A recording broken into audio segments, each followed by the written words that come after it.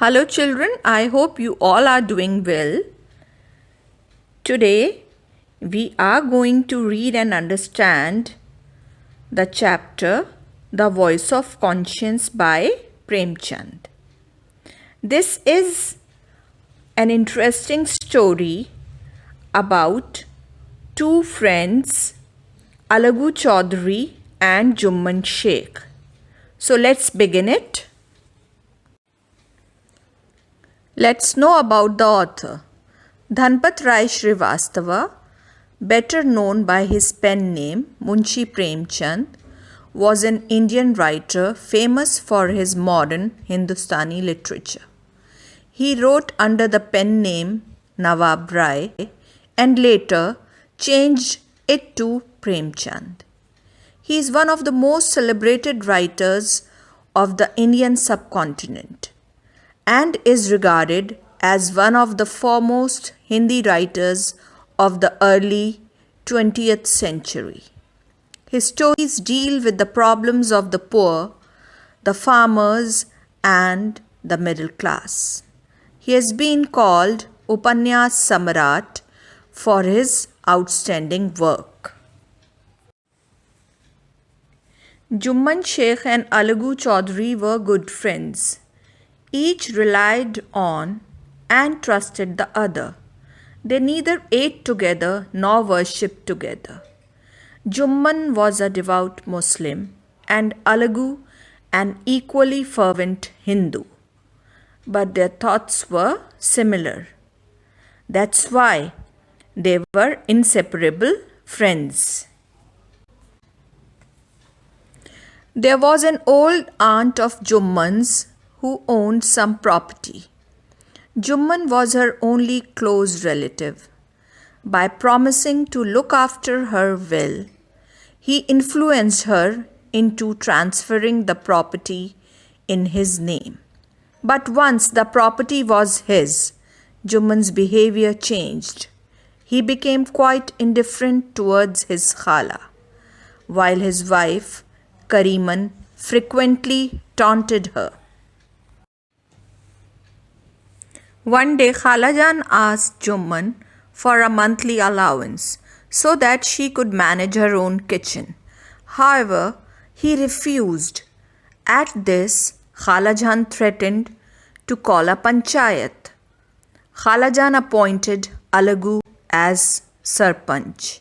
She said that a panch was above both friendship and enmity. It was God who speaks through him, she said gravely. Alagu Chaudhary knew legal procedures well and began to question Jumman like a seasoned lawyer. Each skillful question pierced Jumman's heart like an arrow. Finally, Alagu pronounced the panchayat's verdict. Jumman Sheikh must give Khalajan a monthly allowance for her maintenance. If you are not willing to pay her a reasonable sum of money, return her property to her. Jumman felt utterly betrayed. He thought Alagu has turned to be faithless and deceitful. Jumman began to thirst for revenge. He did not have to wait long. The previous year, Alagu had bought a fine pair of bullocks. A month or so after Khalajan's panchayat, one of the bullocks died. Jumman and his cronies rejoiced at Alagu's misfortune. Alagu suspected that his old friend turned foe might have poisoned the bullock. Alagu decided to sell the surviving bullock. He sold it to a trader, Samju Sahu, who promised to pay Alagu within a month. But no sooner had Samju brought the bullock home than he began to work the poor animal to death. The bullock had been accustomed to a wholesome diet, plenty of rest, and good grooming at Alagu Chaudhry's place. The life he was now forced to lead was exactly the opposite. He was forced to pull double the load he normally pulled. The bullock collapsed and died. Alagu asked Samju to pay him for the bullock he had bought from him. Samju flatly refused. The two men almost came to blows. The villagers separated them and advised them both to call a panchayat to resolve the matter.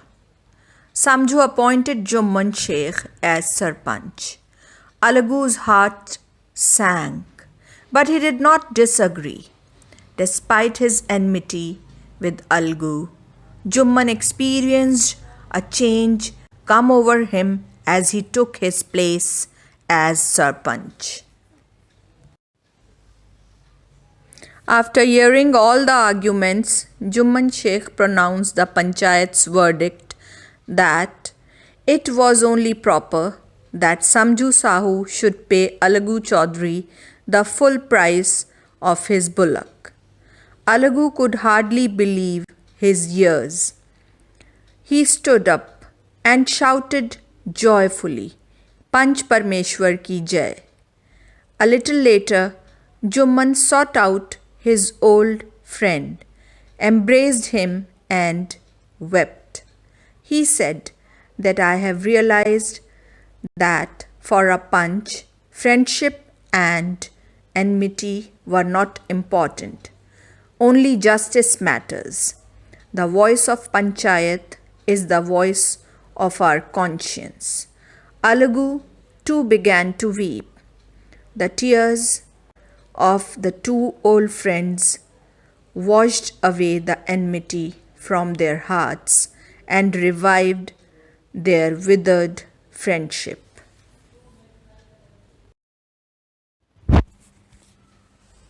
So, my dear students, early in the lesson, Jumman's aunt had suggested to Alagu that honesty was more valuable than friendship. Alagu realized this, especially when he sat in the Sarpanch's seat. Therefore, he passed judgment in favor of Jumman's aunt rather than Jumman, his good friend. At that time, Jumman felt betrayed by Alagu as he was expecting Alagu to favor him.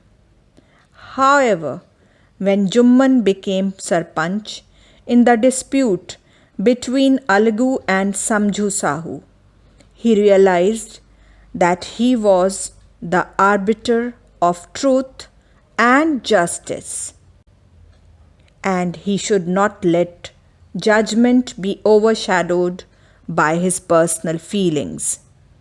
This was how both Alagu and Jumman proved that a Sarpanch was above both friendship and enmity. And finally, they realized the importance of being a Sarpanch. And in the end, they were reunited as good friends. Thank you, children. I hope you have understood the chapter.